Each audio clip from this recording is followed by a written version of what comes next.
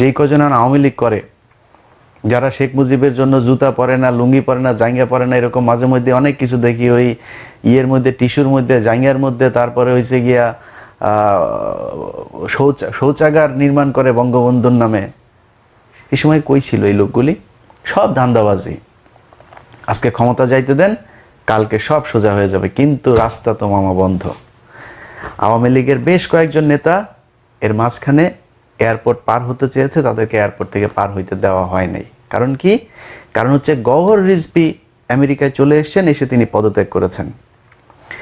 এবং আমার কোনো কথা, আমি তো আসলে সরকারি কোনো নীতি নির্ধারক না, সো আমার যে কথা সেগুলো আমি আমার সোর্সের মাধ্যমে যেগুলো শুনি সেগুলো আপনার বিশ্বাস অবিশ্বাস করার বিষয় না। আমি জাস্ট আপনাদেরকে জানাচ্ছি, এটা হতেও পারে, নাও হতে পারে।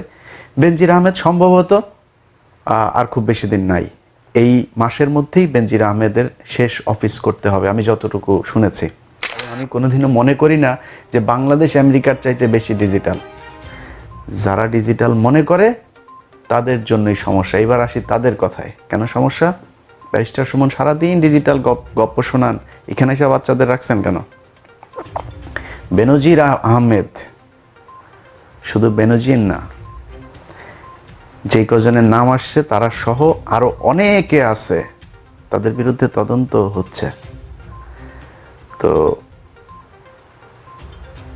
সেই মানুষগুলো এইখানে সবাই ইনভেস্ট করেছে, দেশ থেকে টাকা চুরি করছে। বেনজির আহমেদের মেয়ে থাকে এইখানে, বউয়ের নামে, মেয়ের নামে, নিজের নামে, নামে বেনামে, এখানে অনেক সম্পত্তি তো সেই করছে। এখন তাদের সমস্যা এই কারণে, এই যে সম্পত্তি এতদিন ধরে এখানে পাঠিয়েছে, দেশে দুর্নীতি করে, মানুষ খুন করে, গুম করে, সেই টাকা তো সব মার গেল।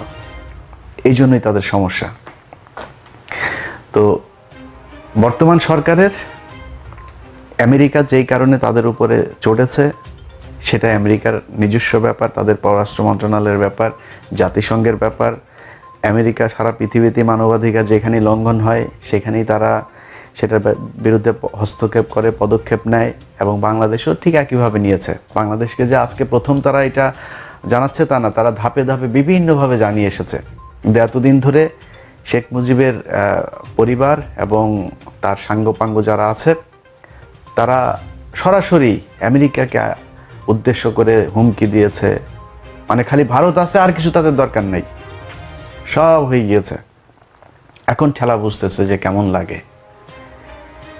আমেরিকা কিভাবে সোজা করতে হয় খুব ভালো করে জানে। এইখানে আমেরিকা কাকে করবে, আওয়ামী লীগের লাভ হবে না ক্ষতি হবে, সামনে কে ক্ষমতায় আসবে কি যাবে, সেটা নিয়ে আমার আলোচনা। আমার যে আলোচনা করে আমি শেষ করব সেটা হচ্ছে সামনে নির্বাচন কি হবে, আওয়ামী লীগ ক্ষমতায় থাকবে কি থাকবে না, বিএনপির এখন করণীয় কি। আমি মনে করি আমেরিকার এই পলিসি দেখে বিএনপির এই মুহূর্তে একটা জিনিস শিক্ষা নেওয়া উচিত, সেটা হচ্ছে আওয়ামী লীগকে ধরার দরকার নেই। আজকে যারা আওয়ামী লীগের মুজিব হাসিনা করে তারপর জীবন দেয় না, ওই যে মুরাদ দেখেন এখন আর একটা ফাঁস হয়েছে, অন্তত তো এতদিন ধরে যে পরিমাণে মুজিবের জন্য তোর বাথরুম ঠিক মতো হয় না, তো তুই এখন চুপ হয়ে আছিস কেন? এখনো কর, এখন পদ নাই দেখা সব শেষ হয়ে গেছে।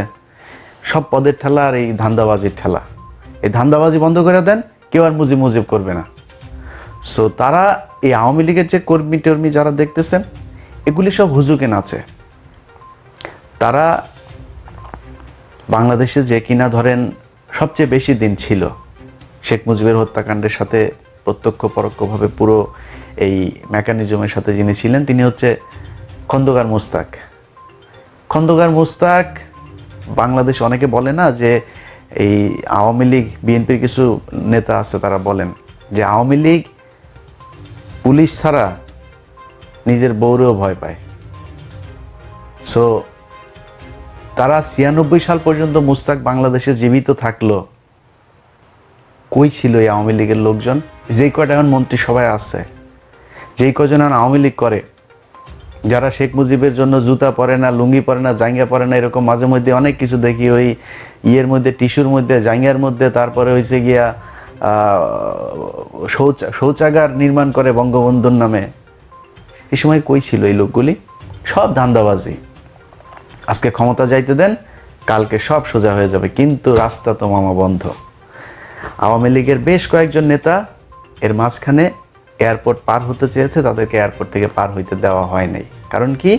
কারণ হচ্ছে গওহর রিজভী আমেরিকায় চলে এসেছেন, এসে তিনি পদত্যাগ করেছেন। এবং আমার কোনো কথা, আমি তো আসলে সরকারি কোনো নীতি নির্ধারক না, সো আমার যে কথা সেগুলো আমি আমার সোর্সের মাধ্যমে যেগুলো শুনি সেগুলো আপনার বিশ্বাস অবিশ্বাস করার বিষয় না। আমি জাস্ট আপনাদেরকে জানাচ্ছি, এটা হতেও পারে নাও হতে পারে। বেনজির আহমেদ সম্ভবত আর খুব বেশি দিন নাই, এই মাসের মধ্যেই বেনজির আহমেদের শেষ অফিস করতে হবে, আমি যতটুকু শুনেছি। এরকম সরকারি কর্মকর্তা আরও যারা আছে, র্যাবেও কিছুটা অদল বদল হবে। এবং আওয়ামী লীগে অনেকেই চাচ্ছেন এখন দেশের বাইরে চলে এসে তারপরে এখান থেকে আর দেশে না ফিরতে, তাদেরকে আসতে দেয়া হচ্ছে না। এখন এই যে টাকা পয়সা কামাইলেন, শেখ হাসিনা আপনারা ছাড়া দিবে এত সোজা? সো বিএনপির এখন যেটা করা উচিত সেটা হচ্ছে, আপনার বন্দুকের সামনে যায় যুদ্ধ করার দরকার নাই। রাকিব উদ্দিনের কথা মনে আছে না? ছিল যে আপনার প্রধান নির্বাচন কমিশনার, ওর তো এখন চাকরি নাই, ওর এখন পুলিশ পাহারাও নাই। ওরে এখন যা শেখ হাসিনা বলছিল না, ছাত্রলীগকে নির্দেশ দিয়েছিল ওই যে রাস্তায় শিক্ষার্থীরা যে নিরাপদ সড়কের আন্দোলন করছিল, ছাত্রলীগকে বলছিল ওদেরকে বুঝাই নিয়ে আসো। ছাত্রলীগ মনে আছে ধানমন্ডিতে বুঝাইছিল কিভাবে, তো ইউটিউবে কথা বলতেছে তো অনেক কিছু বলা যাবে না, ওইভাবে বুঝাই দিয়ে আসেন ওরে বুঝাইতে তো সমস্যা নাই। সো এই যে আরেক হুদা আছে, হুদা যাবে না, হুদারে বুঝাবেন। সেনাপ্রধান গেছে না, যে কিনা বিজিবির মহাপরিচালক থাকা অবস্থায়, সেনাপ্রধান থাকা অবস্থায় রাজনৈতিক বক্তব্য দিয়ে গুলি করে মেরে ফেলবে, বন্দুক এমনিতেই দেয় নাই, গুলি এমনিতেই দেয় নাই, রাস্তায় নামলে শোয়ায় দিব। বেনজির আহমেদ বলতেছে না শোয়ায় দিব। এই যে পদে যারা আছে, এরা পদ থেকে যাওয়ার সাথে সাথে বেনজিরকে বাইরে যাইতে দিবে না। আমেরিকা যদি আসতেও দেয় তাও আওয়ামী লীগ যাইতে দিবে না, এটা মাথায় রাখেন। সো এখন আওয়ামী লীগের যারা আছে বা এই বিভিন্ন প্রশাসনে যারা আছে, তাদের দেশে যাওয়ার রাস্তাটা বন্ধ মোটামুটি। এরা ক্ষমতার থেকে যাওয়ার সাথে সাথে, মানে আওয়ামী লীগ ক্ষমতা না, ওদের ক্ষমতাটা শেষ হওয়ার সাথে সাথে ওদেরকে শিক্ষা দিতে হবে। তাইলে কি হবে জানেন? কারণ আজকে বিএনপি যদি নাকি পুরা মাঠ দখল করে নেয়, একটা গুলিও চলবে না, একটা গুমও হবে না, কেউ খুন হবে না, আমি গ্যারান্টি দিলাম। সো যারা কিনা আজকে এগুলো করছে, এই নিষেধাজ্ঞায় কিন্তু সব হুঁশ হয়ে গেছে। আপনারা বিএনপি যখন রাকিব উদ্দিনকে, হুদাকে, বেনজিরকে, আজিজকে যখন শিক্ষা দিবেন না, তারপরে ওই চেয়ারে যারা থাকবে তাদের মাথায় থাকবে যে আমাকে এখান থেকে রিটায়ারমেন্টে যাইতে হবে, যাওয়ার পরে আমার অবস্থা তো এরকম হবে। শিক্ষা ওগুলিরে দেন। 1 মাসের মধ্যে বাংলাদেশে আওয়ামী লীগকে ফেলাই দেওয়া যাবে, 1 মাসের মধ্যে। বিএনপি যদি চায়। কেমনে চায় জানেন?